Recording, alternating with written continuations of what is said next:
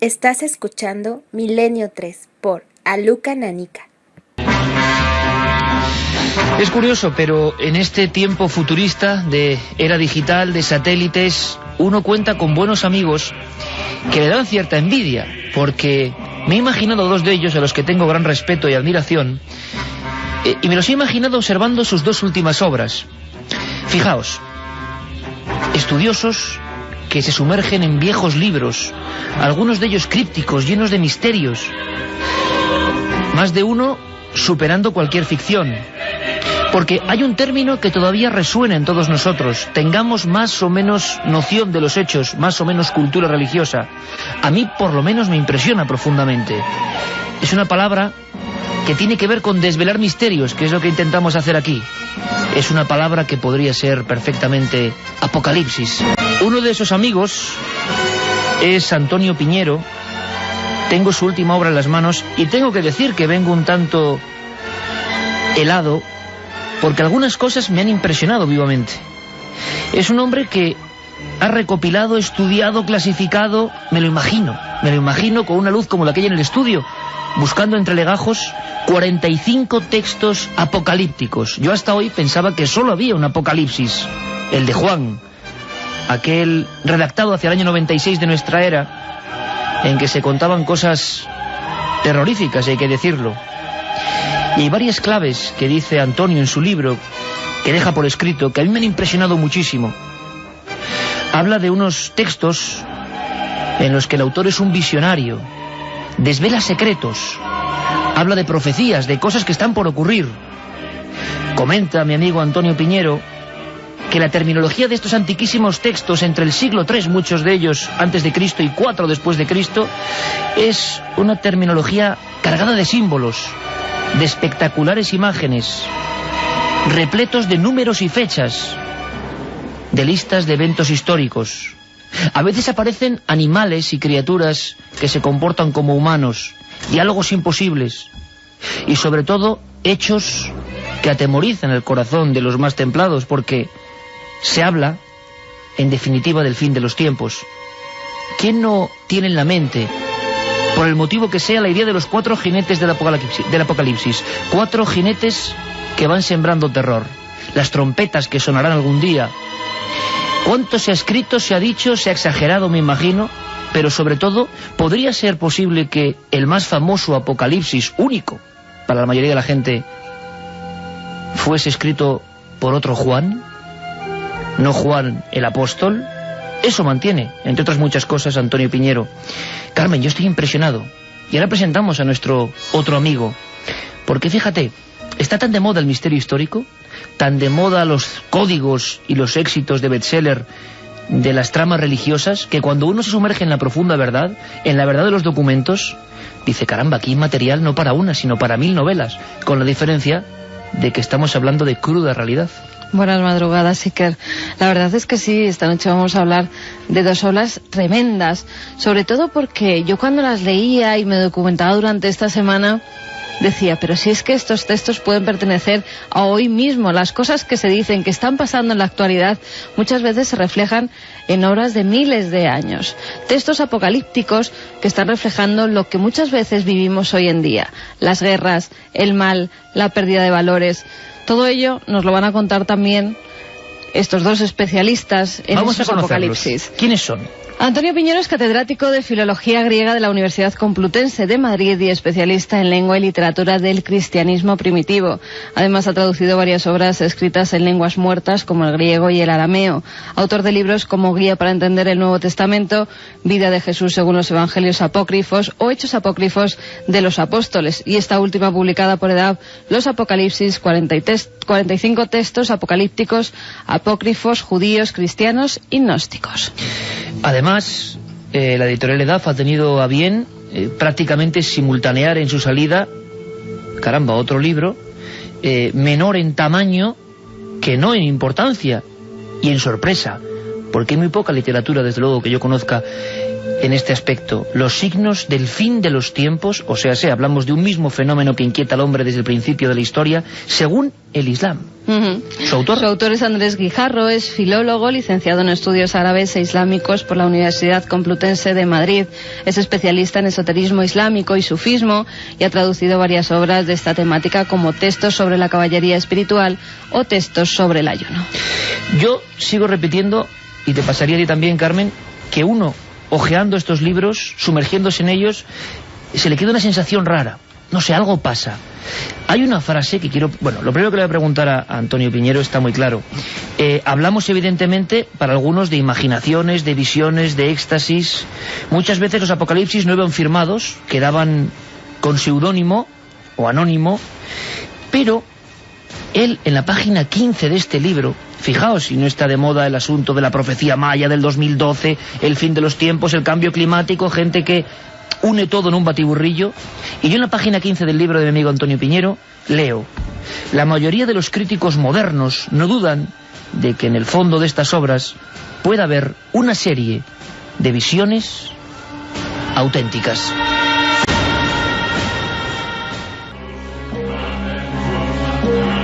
Y no me digas, Carmen, que uno de los personajes por el cual más han preguntado nuestros amigos comentaristas siempre, y tampoco hemos sabido responder con certeza, ahora sí tenemos posibilidad con estos especialistas, es la figura, la sombra, la efigie, la presencia de esa entidad al que algunos textos llamaron anticristo, ¿no?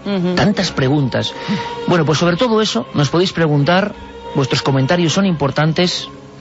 Y yo presento a nuestros amigos. Buenas noches, Antonio. Buenas noches, Andrés. Buenas noches. Hola, buenas noches. Bienvenidos. Hombre, con esta música y este ambiente estamos un poco metiéndonos en escena, ¿no?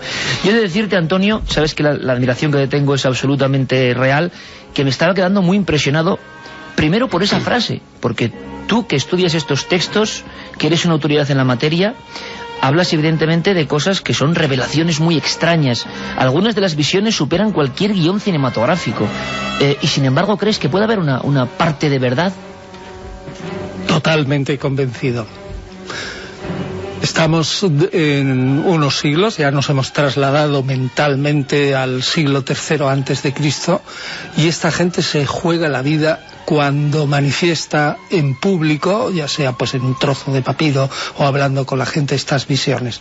Es decir, que no era tranquilo manifestarse diciendo estamos en el momento en que este rey que nos está gobernando, o por ejemplo, como le puede interesar más a la gente en la época de Jesús cuando nos están gobernando los romanos, y yo he tenido una visión en la que veo que va a ocurrir esto y que el fin del mundo está próximo. Esa gente lo decía de verdad. Ahora, el convencimiento pleno de que es verdad lo que están diciendo no quiere decir al mismo tiempo que en los textos que yo he recogido en el libro, a la hora de escribirlo, ellos no adornaran esas visiones, y a eso voy, no adornaran con una tradición que ya tenían, porque es que había bibliotecas, había grupos que tenían pequeñas bibliotecas con esos textos. Por ejemplo, los conocemos los del Mar Muerto. Había otros grupos, por ejemplo, en el desierto de Judá, que vivían o fuera de las ciudades de Israel, donde tenían una especie de vida en común y una habitación con unos pocos libros, no tanto como los teníamos nosotros o podemos tenerlos ahora. Pues bien, en esos libros, a la hora de escribir, evidentemente, se embellecían las visiones. Y se tomaba la tradición de otro que había tenido una visión semejante. ¿Por qué? Porque en Israel estaban convencidos de que la personalidad profética, el espíritu profético, se transmitía de unos a otros, o de alguna manera se compartía, se formaba una personalidad corporativa. Los profetas, los visionarios estaban juntos porque estaban unidos por el mismo espíritu. Entonces era lícito poder tomar a otro, copiar, digamos. Hoy en términos modernos sería copiar, pero en término antiguo yo tomaba de otro una vivencia que a lo mejor con más cualidades literarias que yo había expresado lo mismo, y se lo tomaba y lo escribía y adornaba mi visión con los rasgos que había tenido el otro, de tal modo que se forma como una especie de archivo o biblioteca profética en el cual tú puedes hurgar y puedes tomar lo que te interese porque estás convencido de que estás diciendo lo mismo. Es que es muy curioso, Antonio, porque estamos acostumbrados ahora mismo a la ciencia ficción, a las películas, a los elementos, y cuando uno se sumerge en estos textos tan antiguos, revive escenas que dices, caramba, qué imaginación, o qué veían, o en qué estado mental o alterado de conciencia estaba esta gente, o realmente estaba recibiendo señales. Vamos a poner un pequeño ejemplo. Hemos dramatizado o hemos puesto en la voz de nuestro compañero Carlos Cala algunos fragmentos muy breves de ambos libros, porque es impactante cómo suenan, es impactante cómo se pueden trasladar ahora con la magia de las ondas. Vamos a ver si nuestro compañero Juanma Frasquet puede ponernos ese documento 6, que es un fragmento de uno de estos 45 apocalipsis. Luego, Antonio, iremos en por qué no solo hay uno y creíamos que solo había uno, y hay muchos más, y quizá revelen otras cosas. Pero fijaos qué imaginería, qué criaturas, qué descripciones, algunas de auténtico terror. ¿Por qué escribían esto? Y sobre todo, ¿por qué enfocándolo todo al final de los tiempos? Da la sensación que hay una corriente que indica desde el principio que todo esto se va a acabar. Escuchamos este fragmento. Viaje al lugar de los muertos. Volví atrás de nuevo y vi un gran mar. Yo estaba pensando que era un mar de agua, pero observé que era completamente de fuego, como una masa que lanzaba muchas llamaradas y cuyas olas ardían con azufre y pez. En aquel mismo momento me puse en pie y vi un gran ángel delante de mí. Sus cabellos estaban sueltos como el de las leonas. Sus dientes salían de su boca como los de un oso. Sus cabellos estaban sueltos como los de las mujeres. Su cuerpo era como el de las serpientes, mientras se disponía a devorarme. Cuando lo vi, tuve miedo de él, de forma que todos los miembros de mi cuerpo se aflojaron y caí sobre mi rostro. 1:48, 9,3 grados, siempre en directo, viajando en el tiempo, en este caso, muchos siglos atrás, en busca de los que escribían cosas como estas, anunciando el fin de los tiempos. ¡Qué visiones, Antonio, qué visiones! Es que parece increíble. Estas personas creían que habían visto esto, que habían recibido esta señal, y todo eso, esas revelaciones espirituales, enfocadas a una cosa un poco siniestra, ¿no?, que es alertar de que llega el fin, de que habrá un momento de fin. Sí, pero para ellos no. El espíritu general no es siniestro. Los visionarios forman el cuerpo de los salvados. Y para ellos el fin es la liberación de cualquier momento malo que hayan tenido. Y si en algún momento, como en este fragmento, se presenta un ángel que va a describir el tormento no es para el visionario ni para sus amigos, el tormento es para los malos, los que han perseguido al grupo de los visionarios y son los que van a caer ahí.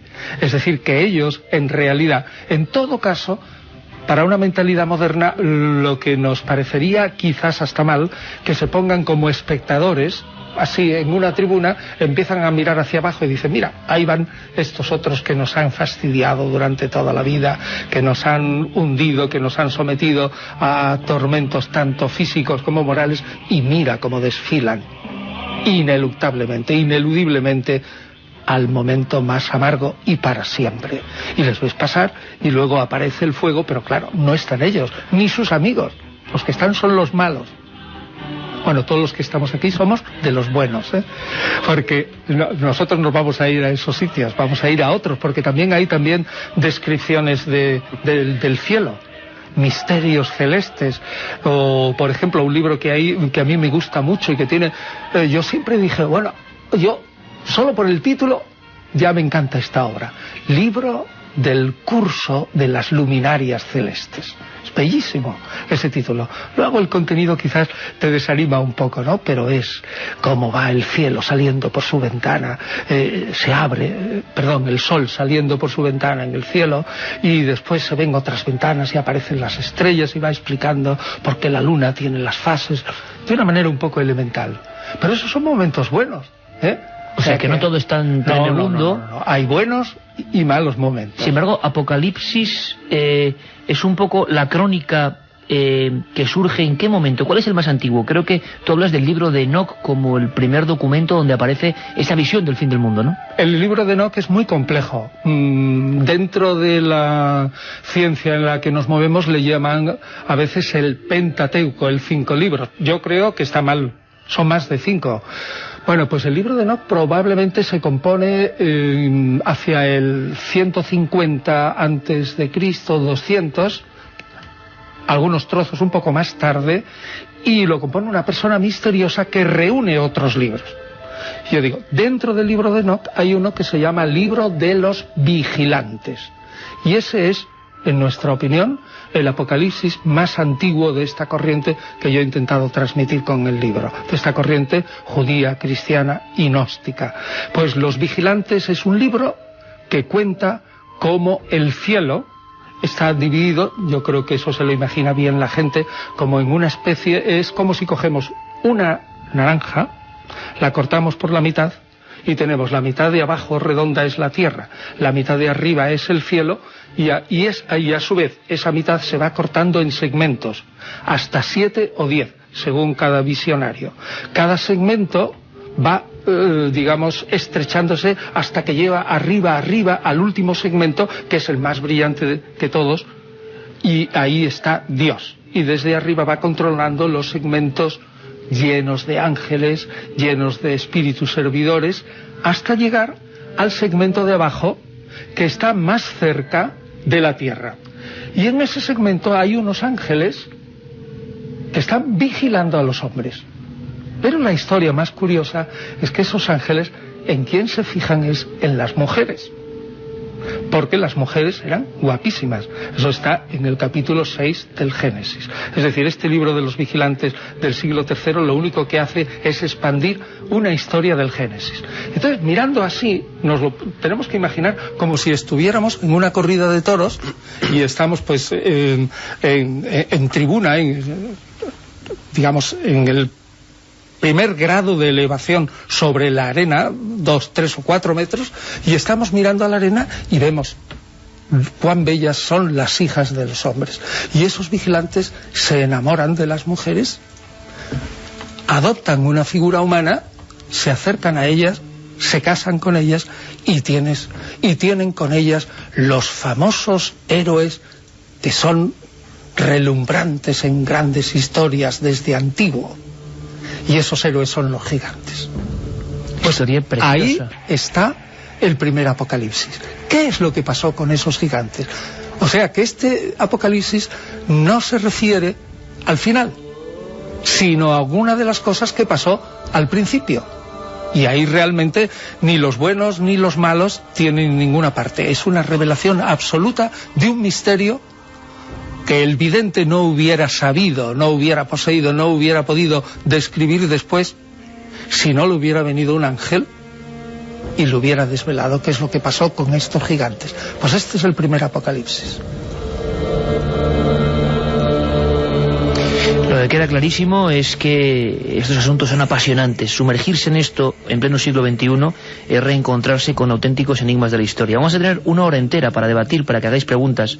Nos acompaña Andrés Guijarro, que podría ser la cara que se oculte, bueno, iba a decir, no que se oculte dentro del Islam en el sentido de buscar historias extrañas en el Islam, sino para demostrar que en esa cultura ocurre exactamente lo mismo, incluso con frases, con documentos, con aseveraciones que decía Carmen antes, que leyéndolas ahora es muy curioso, porque incluso lluvias que parecen lluvias ácidas, situaciones que parece que incluso estamos pasando por ellas en algunos casos, no es cuestión de asustar, pero sorprende el grado casi profético de estos signos del fin de los tiempos según el Islam.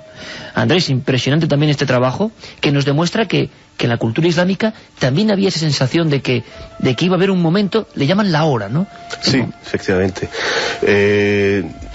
La hora es, en principio, una persona que esté interesada en la apocalíptica o el fin de los tiempos en el Islam, a donde primero va a dirigirse es al texto sagrado del Islam, que es el Corán. Entonces ahí va a encontrar muchas referencias al final del mundo, al fin del mundo, al final de todo, es decir, al retorno del cosmos entero a Dios. El Corán está lleno de referencias a esa hora. Lo que va a encontrar menos o prácticamente nada es referencias a cómo serán los preliminares de ese momento, es decir, no tanto al fin del mundo, al fin del cosmos, de hecho el Corán le llama el retorno, ¿no? Con diferentes, al-Ma'ad, en fin, otras expresiones que todas tienen la raíz del retorno, es decir, cuando retorna toda la manifestación, todo el cosmos, retorna a Dios, ¿no? En su hasta la muerte, ¿no? Dicen algunos textos, ¿no? La muerte, que es la que da muerte. Hay hadices, ¿no? Hadices, para explicar lo que son las frases, ¿no? del profeta del Islam, el profeta Muhammad, recogidas en la Sunna, y de las que, en fin, el libro que tienes ahí delante, pues se basa básicamente en traducción de hadices, ¿no? Entonces hay hadices que describen cómo será el final de todo. Entonces la muerte va dando fin a todo, y al final la misma muerte muere, y entonces... O sea, como el final de la gran película de la historia. Claro, ¿no? La muerte va dando muerte a todo lo que existe, y finalmente se da muerte a sí misma, y ya es el retorno definitivo del cosmos a Dios. Pero eso es de lo que habla el Corán. El Corán habla poco de los preliminares, del fin de los tiempos, de cómo serán las sociedades, los hombres, los personajes, los acontecimientos, del momento de decadencia de las civilizaciones y de la existencia humana. Precisamente, Andrés, permíteme, porque estamos casi al final de esta primera media hora, pero hemos recogido algunos de esos dichos o textos, impresionan bastante, signos dentro de la cultura islámica, que uno lo relee ahora, como tú has hecho para recopilar para el libro, y se queda un poco impactado. Escuchamos. Algunos de los signos que tendrán lugar antes de la llegada de la hora son la pérdida de la oración. La gente será dominada por los deseos materiales. Se sentirá atraída hacia las falsas ideas. Respetará a los adinerados y venderá su alma a cambio de este mundo. En esos días, el corazón de muchos hombres estará compungido y desesperanzado. Mucha gente, al pasar al lado de una tumba, deseará estar en lugar del difunto. Por aquel en cuyas manos está mi alma, os juro que los hombres pasarán por una tumba y, arrojándose sobre ella, dirán: ojalá estuviera yo en el lugar del que la ocupa. Ese tipo de textos, de frases que impresionan todavía hoy, tanto tiempo después. Sobre esas materias, en el mundo cristiano, en el mundo de los judíos y gnósticos, y en el mundo del Islam, vamos a bucear una hora, y con vuestras preguntas. Ahora, muy brevemente, las noticias, para saber qué está ocurriendo en este siglo XXI. Y luego os propongo una hora de viaje en el tiempo, a lo más remoto, al origen de muchos misterios. 2:06. Alberto Granados, en la nave del misterio, y Juanma Frasquet, poniendo estas músicas que muchos también mentalmente hilamos con estos temas. Luego hablamos un momento, conectando con la cultura cinematográfica, de esa película que nos acercó al anticristo y lo convirtió en estrella del celuloide. ¿Quién nos recuerda la profecía? ¿Qué de verdad el anticristo? ¿Es un personaje, es una idea? ¿Aparece también en el Islam, el anticristo? Nos acompañan, lo decíamos, Antonio Piñero y Andrés Guijarro, autores de Los Apocalipsis por un lado y en Los signos del fin de los tiempos en el Islam. Así tenemos prácticamente un abanico amplísimo que nos demuestra que el hombre siempre ha tenido especial hilazón con algunos temas. 7640 palabra milenio, porque están llegando muchas preguntas y a mí se me ha olvidado una cosa que es tremenda.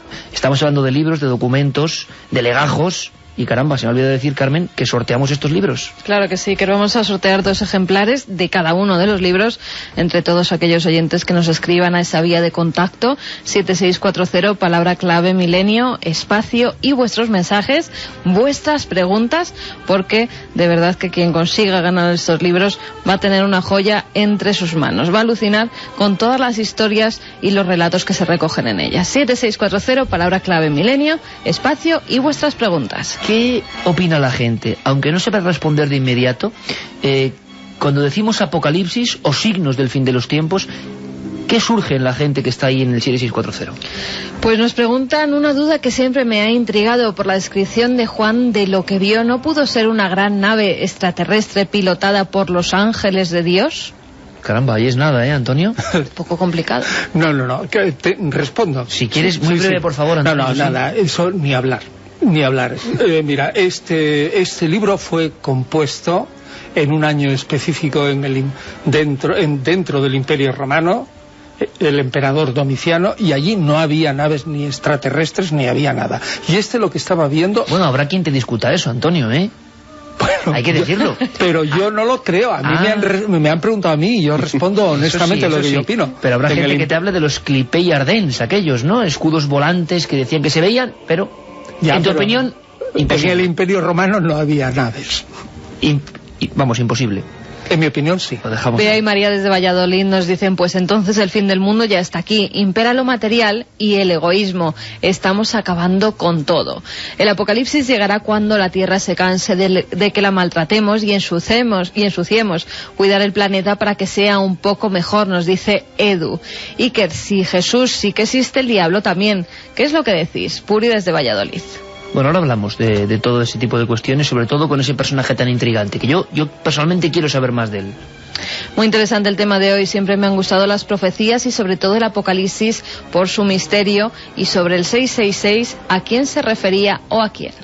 Bueno, vamos, porque hay muchísimas preguntas. Surgen ya los grandes iconos del mundo apocalíptico, el 666, el anticristo. Una cosa muy importante, Antonio. El Apocalipsis de San Juan, se ha llegado a decir. Todo el mundo interpreta que el apóstol tiene una serie de visiones y escribe lo que es y lo que está por venir.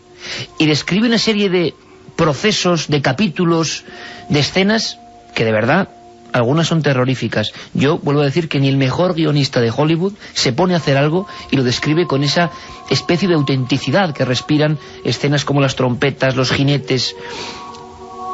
Y tú comentas en este libro que quizá no sea el mismo Juan, y hablas de un personaje misterioso que no sabemos nada de él. Me ha parecido sorprendente.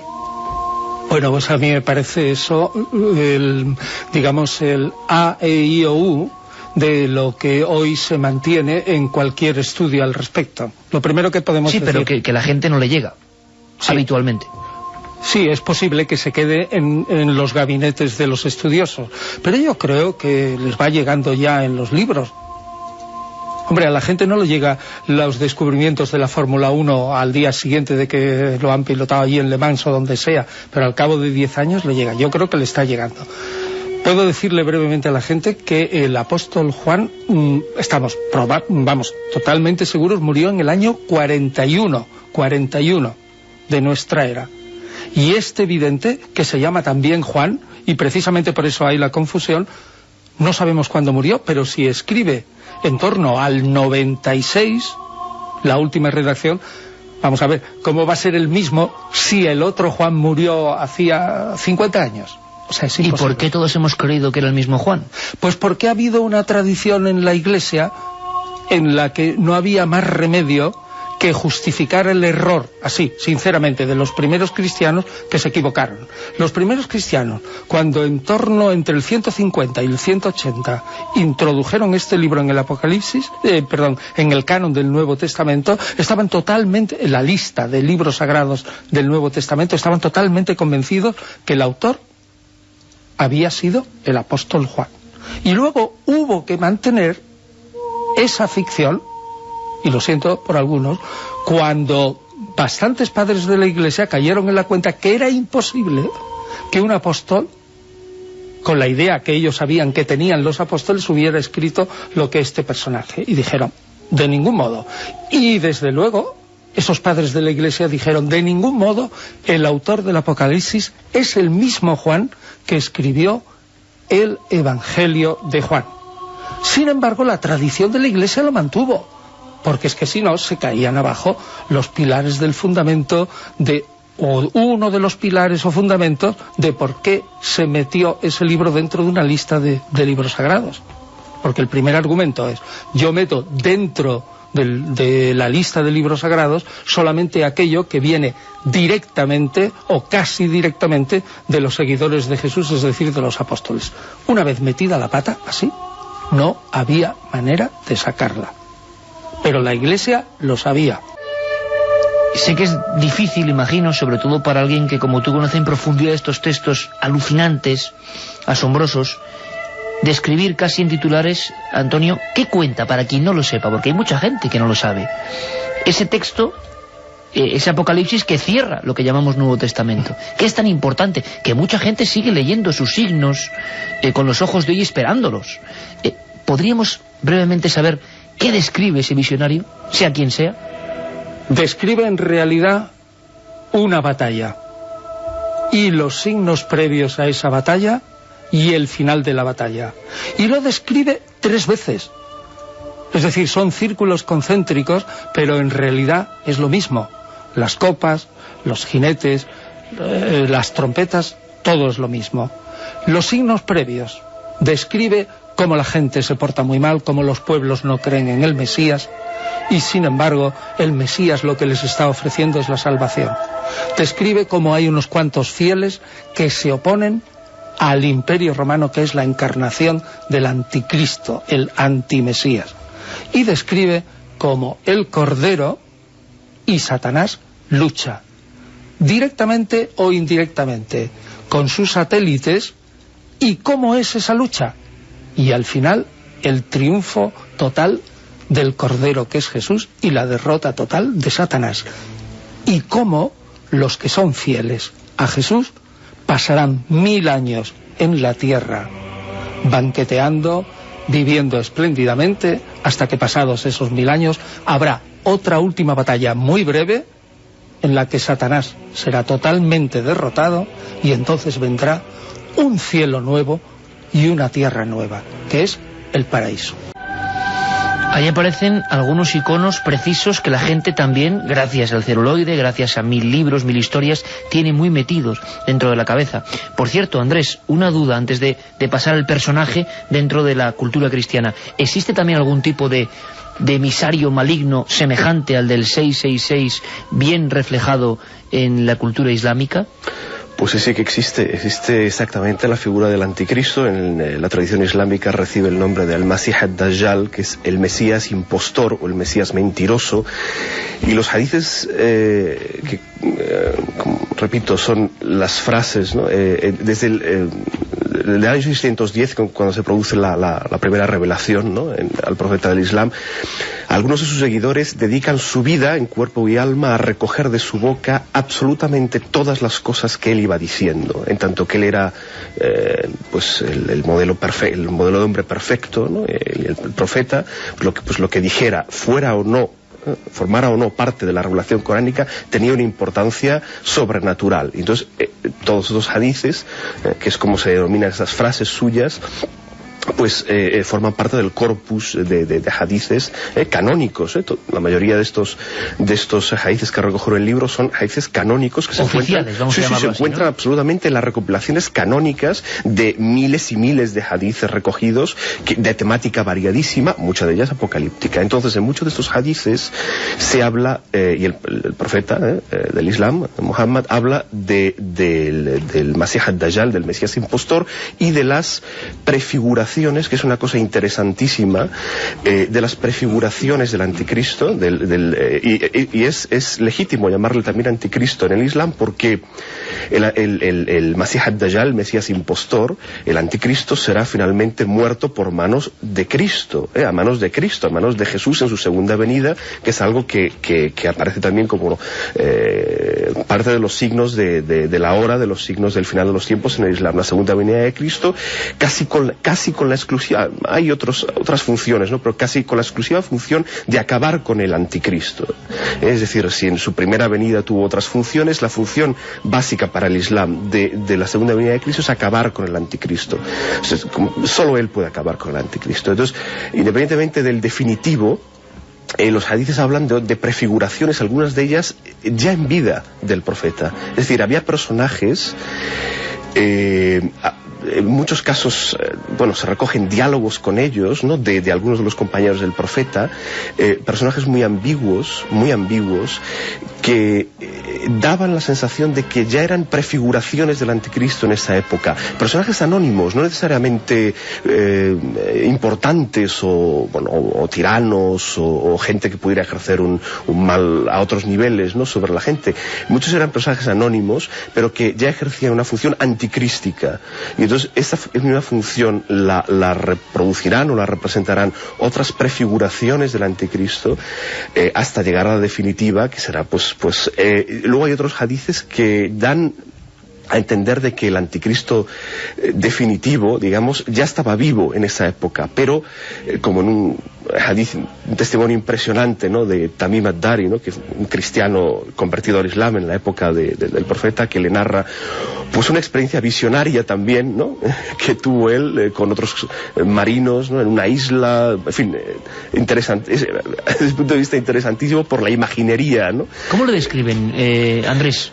En estos, por ejemplo, esta visión, bueno, ¿se parece a lo que describen los ellos describen un ser que se encuentra encadenado. Bueno, ellos llegan a una isla, tienen una serie de encuentros alucinantes, ¿no?, con una serie de seres y de criaturas que les van indicando que se dirigen a un sitio donde hay alguien que tienen que ver, y bueno, llegan a una especie de monasterio subterráneo, algo parecido, ¿no?, en el que hay un ser impresionante, encadenado, y que les hace una serie de preguntas.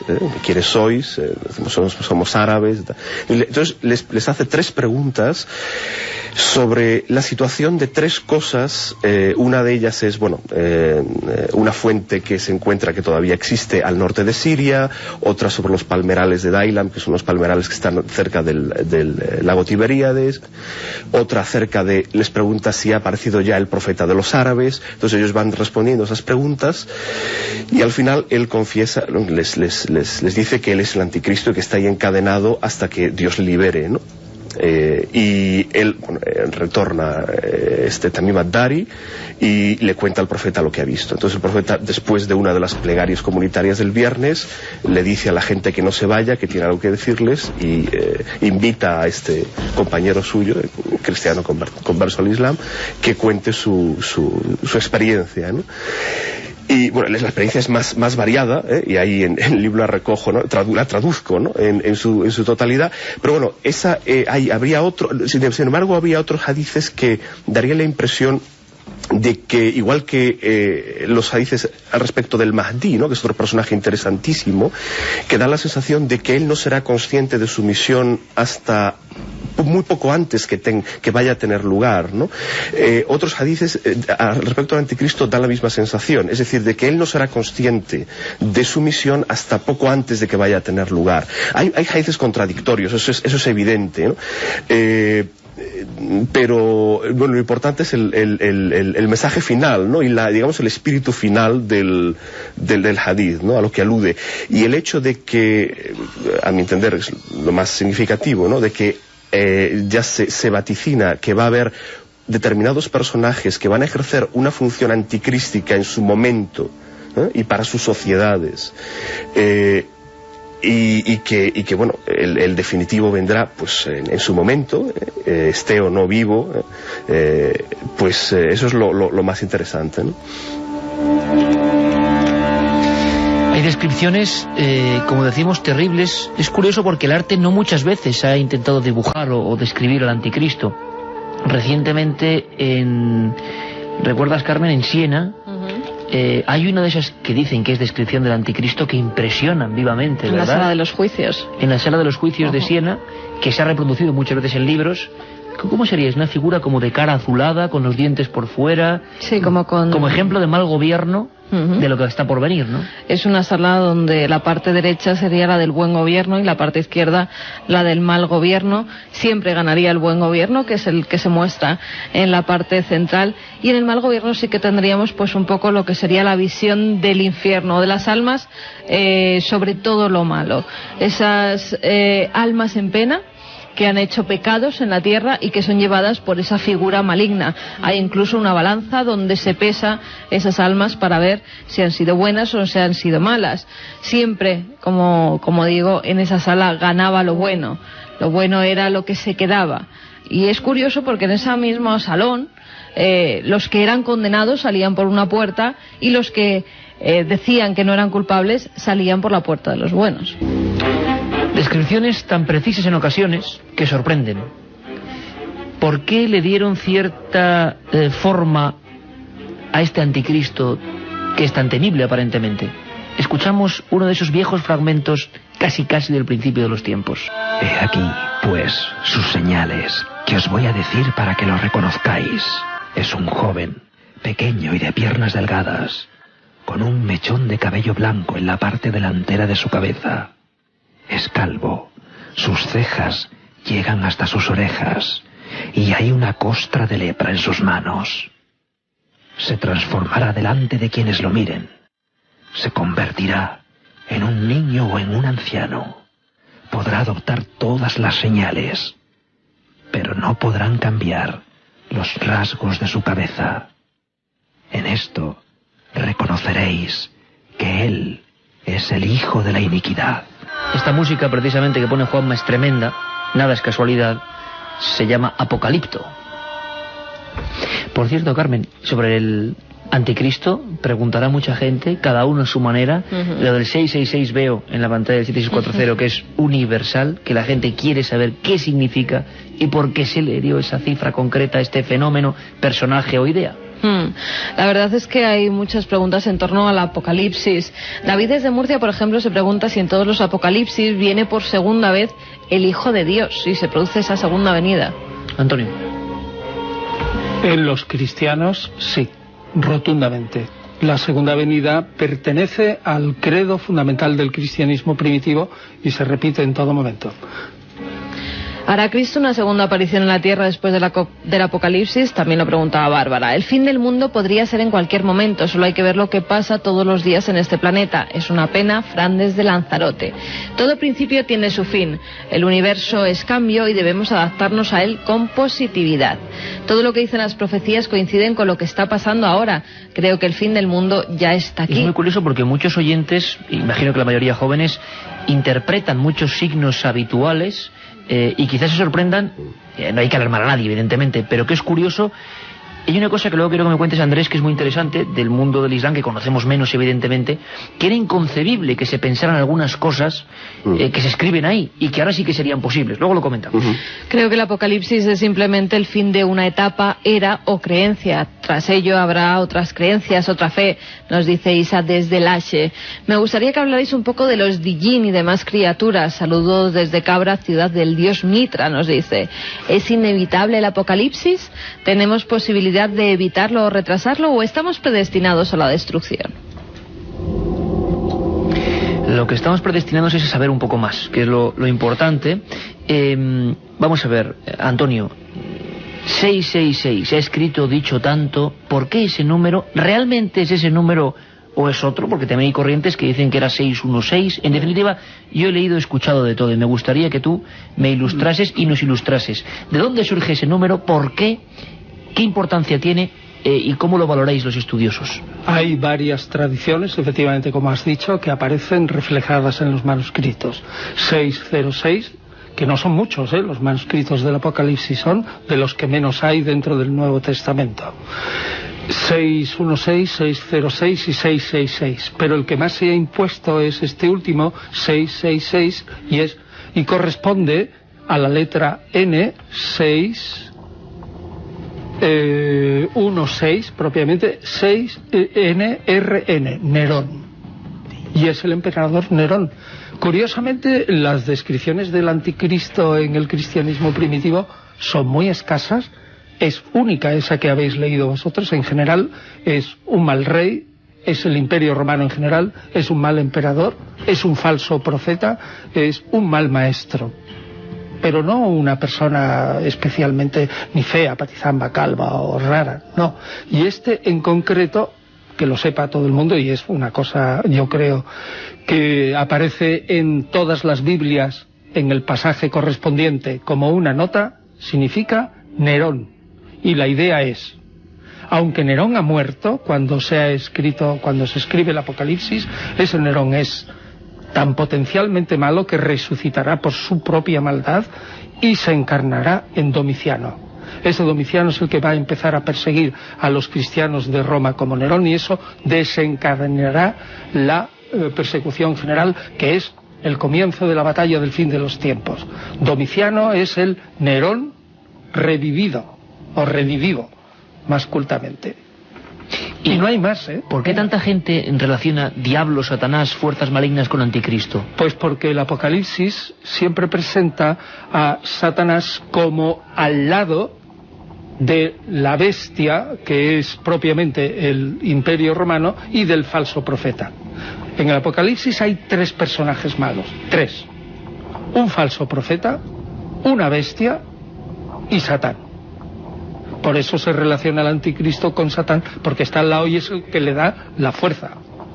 Es curioso, pero el cine popularizó con una de las películas más terroríficas de todos los tiempos, con una interpretación de un niño que yo creo que nadie ha podido olvidar, y yo creo que gracias, o por desgracia, por la influencia de esta película, mucha gente volvió a preguntarse por el anticristo y pensó que era un personaje no de ese tiempo, sino que podía regresar y podía incluso pertenecer. Se han hecho muchas cábalas sobre cuándo nacerá, fechas incluso. Por eso pregunta mucho la gente. Mucha además, gente, ¿no? Fechas. Si hay una fecha fiable del nacimiento del anticristo, por ejemplo. Vamos a recordar, aunque sea brevemente, ese retazo, porque en el año 1975, con actores impresionantes, se hizo esta película, que luego se volvió a, como dicen ahora, hacer un remake, que desde luego no tiene nada que ver con la fuerza, en mi opinión, de la primera, pero sí que el término anticristo, hasta en las personas más alejadas de lo religioso, cobró cierta fuerza. Y esa imagen histórica del cine en que el padre separa el pelo del niño y aparecen los 3 seises, creo que también hizo que esa cifra, que nos ha resuelto en parte nuestro compañero y amigo Antonio Piñero, pues generase un sinfín de cábalas, y cuántos libros, y cuántos significados, y cuántas profecías. Recordamos. La profecía en el libro de la Revelación 8:7. Dios le ha dado un hijo. Es perfecto. No tenemos mucho tiempo, señor Thorne. A Demian le pasa algo. Lleva una marca de nacimiento, 3 seises seguidos. El hijo del diablo. Estamos hablando de un niño. ¡Qué locura! Matará hasta que todo lo suyo le pertenezca. No es su hijo, es una bestia. Hay algo extraño.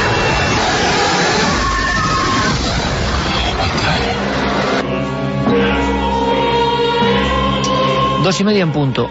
Por lo tanto, Antonio, aquí se ha visto el hijo del diablo. El cine, cierta literatura, tiene culpa de que esa idea siga flotando. No hay que sacarla o extraerla de su contexto, de cuando se escribieron aquellos textos. Característico de todo personaje apocalíptico es que se cree que él está viviendo los albores, el principio del fin de los tiempos. En el Nuevo Testamento, en la primera carta de Juan, en el capítulo 2, tenemos claramente que el que escriba esa carta, que tampoco sabemos quién es propiamente, dice: hijos míos, estamos viviendo los últimos tiempos, aquí está ya el anticristo, estos son, porque lo pasa al plural, estos son los falsos profetas que andan pululando por la comunidad y que nos quieren pervertir. Luego es normal que se siga esa tradición y que aquel que tenga el sentimiento de que, con una religiosidad profunda, de que el fin del mundo esté cerca, pues que piense también que el anticristo esté al lado, pertenece a la tradición. Esa tradición que a veces, y eso nos lo enseña bien Antonio en sus intervenciones, está muy reñida con los documentos, con lo que son los documentos. Tradición y documentos a veces no tienen por qué casar, y a veces van en direcciones completamente opuestas. Andrés, en el Islam, y preguntaban por ciertas criaturas que siempre han sobrevolado cuando hablamos del Islam, una creencia en djinns, en figuras un poco demoníacas, pero me hablabas también de que sí que había descripciones concretas y precisas, incluso mucho más terroríficas en el Islam que en el cristianismo, de este anticristo, ¿no? Sí, Hay unos... por un lado se dice que será un personaje fascinante que arrastrará a la mayor parte de la humanidad detrás de él, ¿no? Y hará milagros diabólicos, por supuesto, hará cosas portentosas, pero por otro lado se dice que será un ser deforme y que tendrá deformidades físicas. Entre ellas se insiste mucho y siempre, yo creo que en el 100% de los hadices en los que se le menciona se dice que será tuerto. Qué curioso esto, porque muchos antropólogos hablan de todas las criaturas un poco demoníacas, la tradición de que les falte un ojo, ¿no? Claro, entonces a los interpretadores tradicionales, ¿no? Pues desde los más, digamos, literalistas hasta las interpretaciones sufíes, ¿no? Digamos, más esotéricas, dan a entender que es una deformidad simbólica, ¿no? El hecho de que sea tuerto puede significar que su dominio será solo sobre un mundo, digamos, ¿no? O sea, no tendrá dominio sobre los dos mundos, es decir, no tendrá ningún poder sobre el mundo espiritual. Su poder, su dominio, su control se limitará a uno de los mundos, ¿no? Al mundo físico y a los elementos psíquicos, digamos, del mundo físico, ¿no? Andrés, y en el Islam se cree más, porque da la impresión de que la cultura cristiana se ha separado un poco de la creencia profunda en algunos de los términos prodigios, por extraños que sean. ¿En el Islam sí que se cree más ciegamente en este tipo de hechos y se interpretan como absolutamente reales?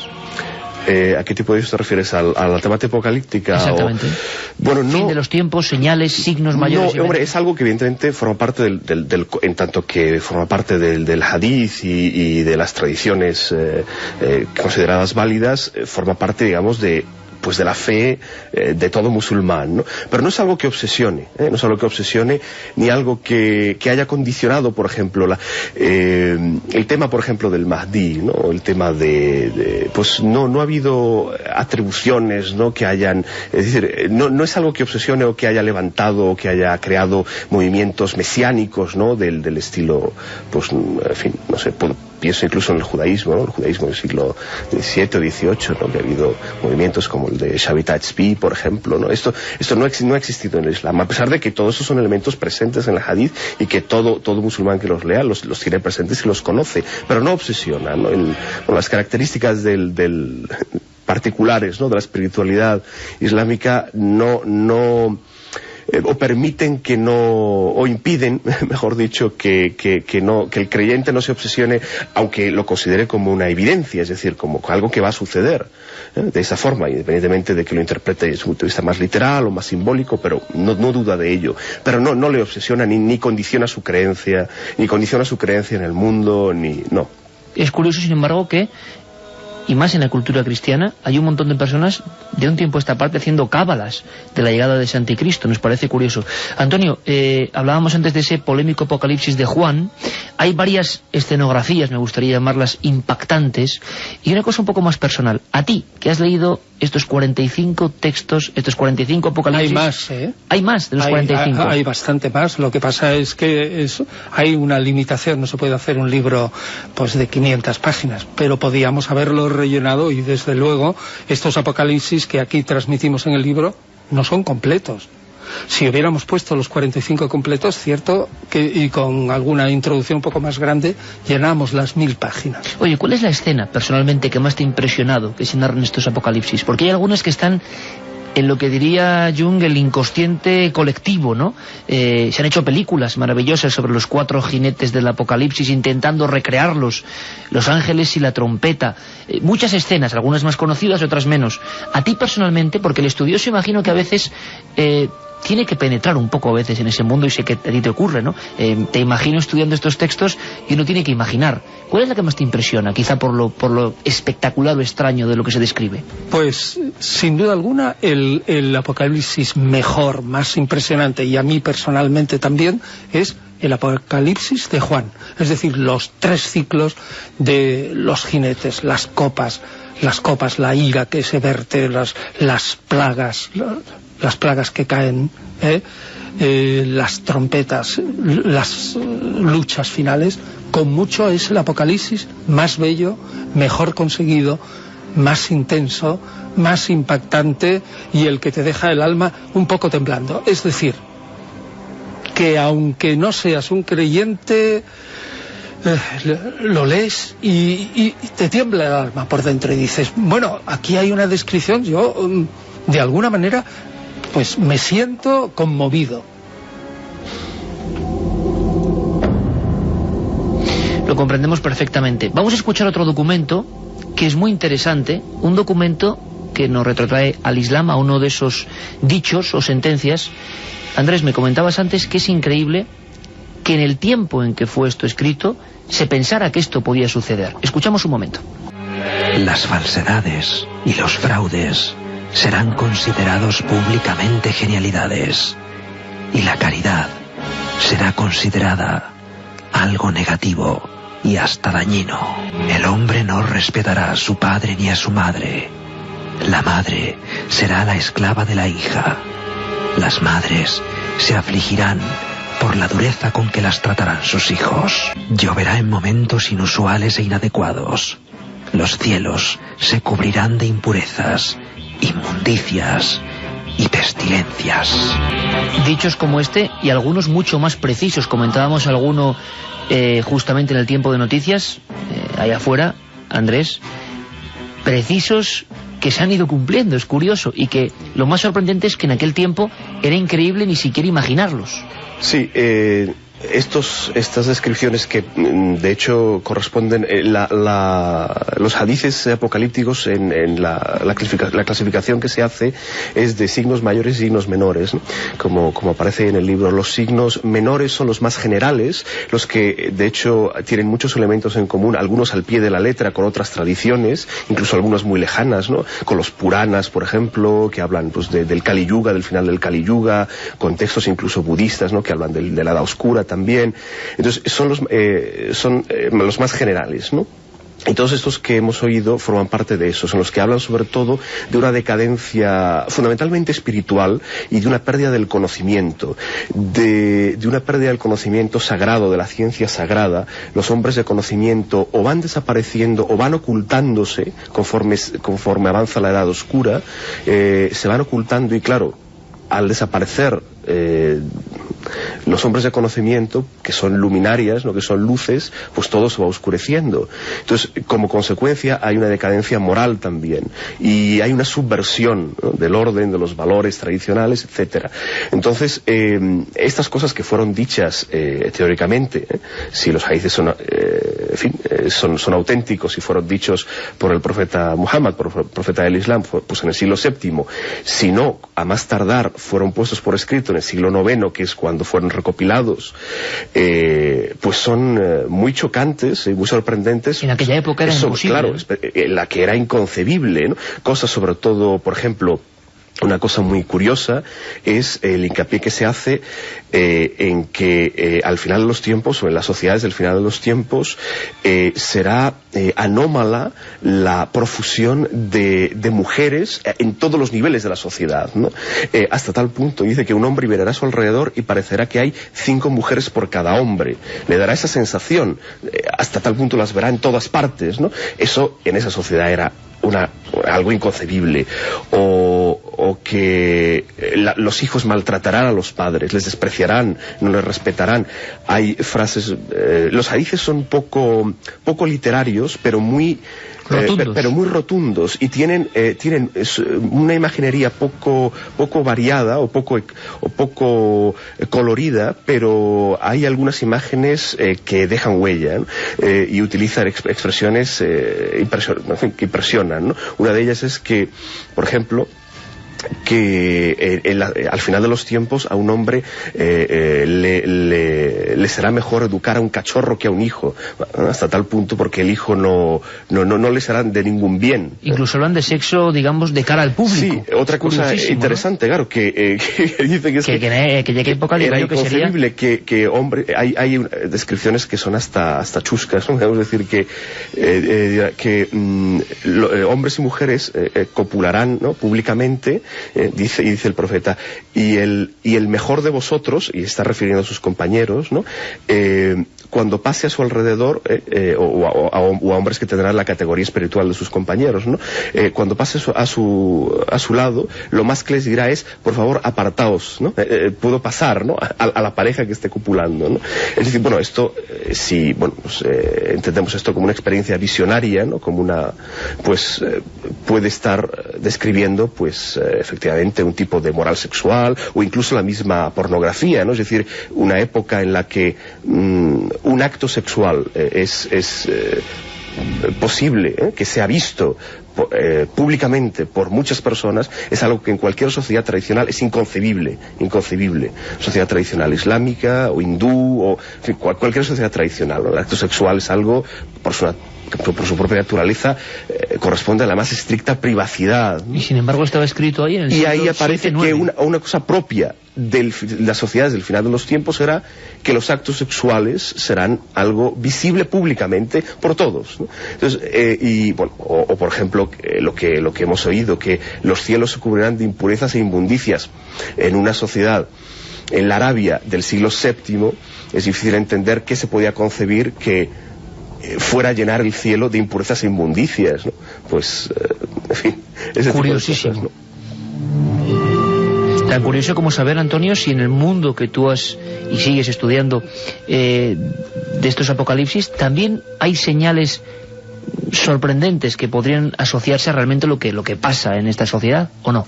No es tan precisa la profecía en algunos temas. En el mundo cristiano las señales del fin de los tiempos son generalmente astronómicas, son grandes catástrofes. Ahora, también hay lo que ha dicho Andrés, de una perversión de la sociedad, padres contra hijos luchando, hijos contra padres, hermanos entre sí, los esposos que se odian, eso en líneas generales, pero lo dicen como de pasada. Lo que verdaderamente impresiona es que llega un momento en que la luna se tiñe de sangre, el cielo se oscurece, empiezan los relámpagos, chocan los astros, empieza una lluvia torrencial de fuego, de barro, de aguas negras. Son fenómenos, en líneas generales, como si fuera que la naturaleza participa de ese final y se colapsa. Y ese colapso hace que la gente sienta terror, pero los malos, a pesar de todo, no se convierten. Cosa importantísima, Antonio. Hablamos de 45 seleccionados textos apócrifos judíos, cristianos y gnósticos. ¿Dónde están realmente estos textos físicamente? Imagino que para los estudiosos es fácil o difícil llegar a ellos, pero hablamos de auténticas piezas de arqueología, claro. ¿Dónde están estos apocalipsis? Pues se han perdido todos, absolutamente todos. Lo único que conservamos son traducciones de los originales, y cuando los originales fueron escritos en lenguas, digamos, más accesibles para el mundo cristiano occidental, que era el griego y el latín, también se perdieron. Lo único que tenemos son copias de copias de copias. Se empiezan a hacer esas copias por escribas cristianos en torno al siglo II y III. Viene luego la gran persecución hacia el 290 de Diocleciano y se pierden casi todas. Quedan unas cuantas en los monasterios, que ya había bastantes en la época, y a partir del siglo IX o siglo X, podemos decir que hacia el final de la parte más oscura de la Edad Media, empieza un resurgir de los monjes, el interés por estos textos, y se empiezan a copiar de esos manuscritos. Pero esos primeros manuscritos se pierden también. En realidad, lo que nosotros, las fuentes son las ediciones modernas, entre comillas, que empiezan a finales del siglo XVIII dentro de los estudiosos, tanto protestantes como católicos.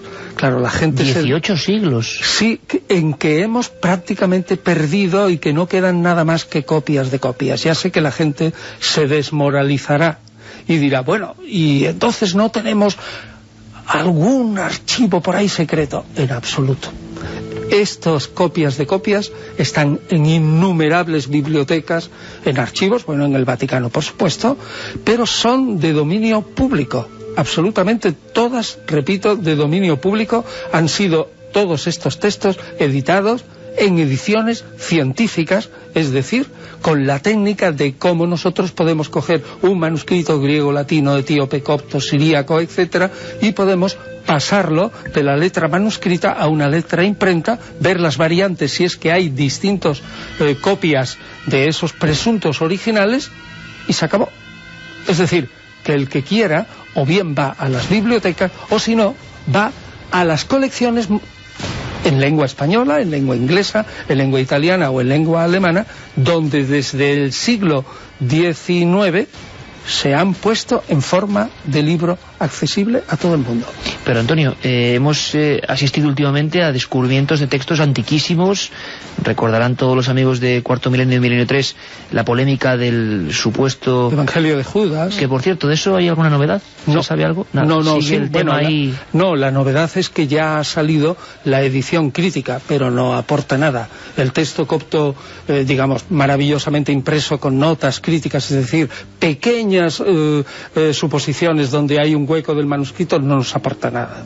Entonces, ya sé, yo no he dicho efectivamente que hay pues unos 7 u 8 apocalipsis que se descubrieron en 1945, pero si es que hay más de 100. Esos 5, incluidos el Evangelio de Judas, es una gota en comparación, bueno, o una pequeña parte, un 5%, en comparación de los otros innumerables que los hemos perdido irremisiblemente sus originales. Y estos mismos que se han descubierto, incluso el Evangelio de Judas, o los apocalipsis que yo pongo al final, el apocalipsis de Pablo, el apocalipsis de Pedro, los 2 de Santiago, son copias de copias. Son traducciones al copto en el siglo IV de un original probablemente de mitad del siglo II, a 150 o por ahí, que también se ha perdido. ¿Y el más antiguo? Físicamente, el documento más antiguo de uno de estos apocalipsis, ¿dónde estaría? Está ahí en Nag Hammadi. Son las copias del siglo IV. ¿Siglo IV? Sí. Y fechadas.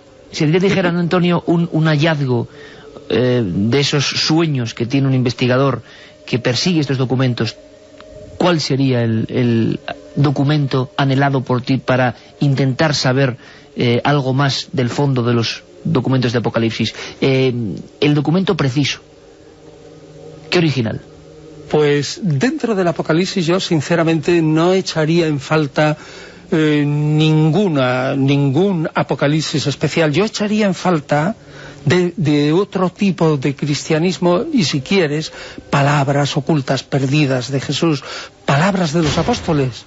No echaría de menos descripciones del fin del mundo o del principio, si es que no sabemos nada de Pedro, no sabemos nada de los 12 apóstoles. Sí, no sabemos nada de nada. Nada de nada. Entonces, esa conclusión. No, es que realmente no sabemos nada de ellos. Solamente unas cuantas tradiciones. Yo echaría de menos si ahora, por ejemplo, las secas arenas de Egipto nos devuelven un manuscrito largo, una serie de hojas de papiro, y resulta que hay una auténtica carta de Pedro, de Judas, o de Matías, o de Felipe, o de Bartolomé. Eso sí que sería un descubrimiento sensacional, y sobre todo las palabras que hemos perdido de Jesús. Vamos a ir, si os parece, con un bloque final de preguntas, porque hay mucha inquietud en el 7640, por lo que veo preguntas de todo tipo. ¿Podríamos escribir brevemente, eso sí, por favor, Andrés? Preguntaban por esos, no sé si menciona bien, de jeans, Genún, me he oído de todo. Sí, Genún es el plural, sí. Bueno, pues son los... de hecho, hay un capítulo entero, una zona entera del Corán dedicada a ellos, que se titula así, precisamente los jinn, ¿no?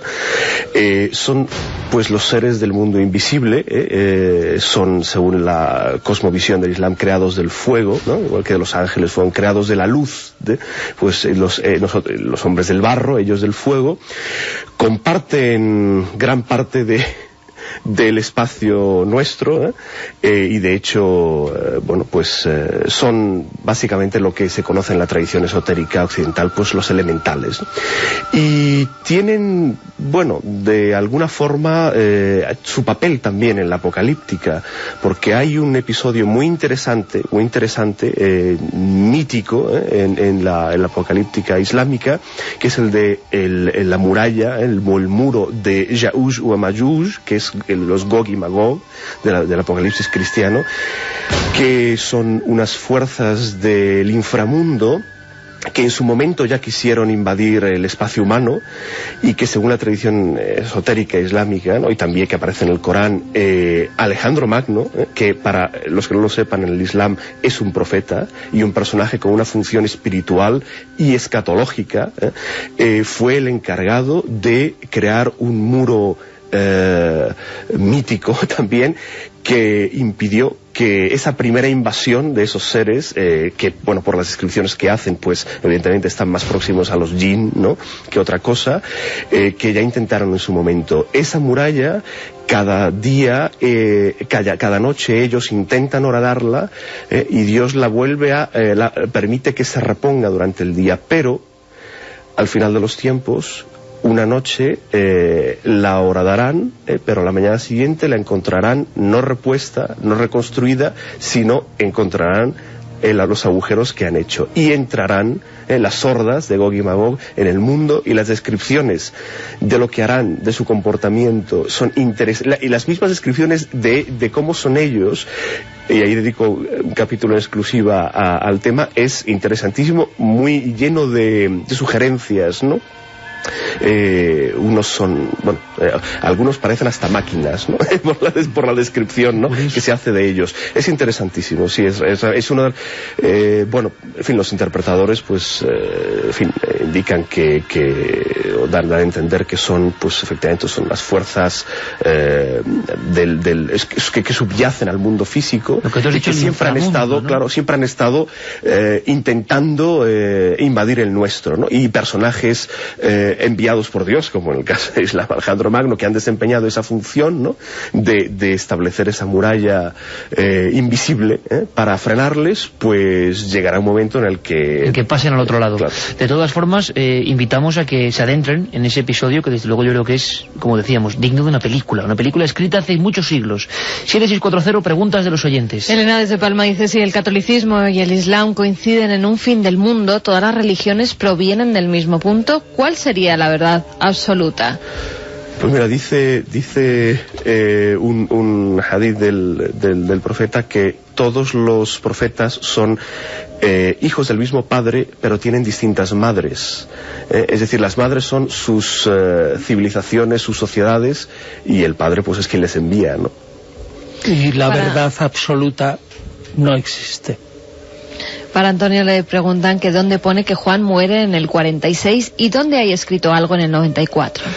En los Hechos de los Apóstoles lo que se cuenta es que hubo una persecución por parte de Agripa I. Agripa I lo conocen algunos de nuestros oyentes si han visto la serie Yo, Claudio. Es el judío que sale como amigo de Claudio. Bueno, pues ese, en el año 41, para congraciarse con una serie de fariseos y saduceos que estaban a su alrededor, mató a cristianos que eran judíos disidentes, y aparecen los Hechos de los Apóstoles. Y si se escribió algo en el 94, bueno, no tenemos ninguna prueba física, pero analizando las alusiones a los emperadores que hay dentro del Apocalipsis, deducimos que es la época de Domiciano, en torno al 94-96. Vi una película basada en el supuesto Evangelio de Jesús. ¿Habéis oído hablar de ello? Palabras escritas por él. Bueno, hay una tradición también que hay un supuesto Evangelio de Jesús, pero de ese no tenemos ningún fragmento en los que son nuestras fuentes principales, que son los padres de la Iglesia que combaten a los apócrifos. Es decir, ni lo consideramos. Pensamos que es un invento. Buenas madrugadas. ¿Hay algún equivalente de la Legión del Infierno en los textos musulmanes? La Legión del Infierno. Bueno, son las... prácticamente lo que estábamos hablando, ¿no? Sí, es eso por un lado, y por otro lado, pues todos los seguidores del Anticristo, claro. Sí, sí. Más bien creo que la importancia y la relevancia del tema del anticristo fue creada para dar más veracidad a la teoría divina de Cristo. El Apocalipsis no será el fin del mundo, sino el fin de nuestra civilización tal y como la conocemos. No nos estamos ganando el seguir aquí, opina Diego desde Palencia. ¿Existen apocalipsis en otras religiones, budista, tibetana? Se pregunta Miguel de Capellares. Interesante, Antonio. Sí existen también. Sí, las descripciones los jatakas. los jatakas, efectivamente, el budismo hinduismo y los Puranas, de los que, bueno, extraigo algunos fragmentos en el libro para compararlos con los hadices. O sea, que todas las al pie de la letra. religiones han tenido su apocalipsis hablan de él, ¿no? Sí. Hombre, curioso e intrigante al mismo tiempo. Juancho desde Castrurdiales, por ejemplo, dice si se pierden los manuscritos o no interesa que vean la luz.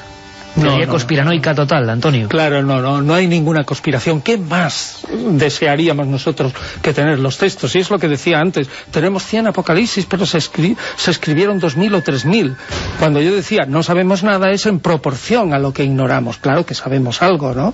Entonces no hay ninguna conspiración. Y lo digo al final, no hay un archivo secreto, no interesa nada. Es decir, si la Iglesia es la primera que ha propulsado e impulsado que se editen los evangelios apócrifos y cualquier tipo de apocalipsis y otros apócrifos. ¿Por qué? Pues porque la batalla la dio la Iglesia en el siglo IV, V, VI y VII. Ahí sí que se intentaron o bien manipular estos textos, algunos están manipulados, muchos por los cristianos, o bien machacarlos. Pero como el resto que queda es, según la Iglesia, tan fantasioso, tan tremendamente, digamos, ahí lleno de ideas un tanto raras, a la Iglesia le da igual. Es decir, yo opino, y yo, ya sabéis, yo no soy ningún creyente, pero sin embargo opino que la Iglesia no, estoy seguro, no oculta ningún solo apócrifo. Vamos con los ganadores. Rápidamente. El primero de los libros, Los Apocalipsis, de Antonio Piñero, es para Nacho, que nos dice, es la descripción del apocalipsis simbólico, arquetípica, y por ello siempre parece que es actual. Otro de los libros de Antonio Piñero es para Alberto de Torrejón, que preguntaba, ¿podría decirnos qué opinión tiene de la rueda que vio Ezequiel o qué interpretación le da el invitado? Es otro día. Y los de Andrés Guijarro, Los signos del fin de los tiempos, son para José de Ponferrada, que se preguntaba si el cambio climático es un aviso del inicio del apocalipsis, y para Francisco Sánchez, que dice, madre mía, lo que estáis comentando está pasando hoy en día. Esa es la sensación, pero bueno, queremos quitar hierro al asunto. Lo que hemos querido es, con estos dos amigos de excepción, viajar en el tiempo, que es una cosa que es un auténtico lujo. Andrés, Antonio, hasta la próxima y que sea muy pronto. Gracias. Vale, pues muchas gracias por habernos dejado estar aquí. Un abrazo para los dos y mañana aquí en Milenio 3. Un abrazo.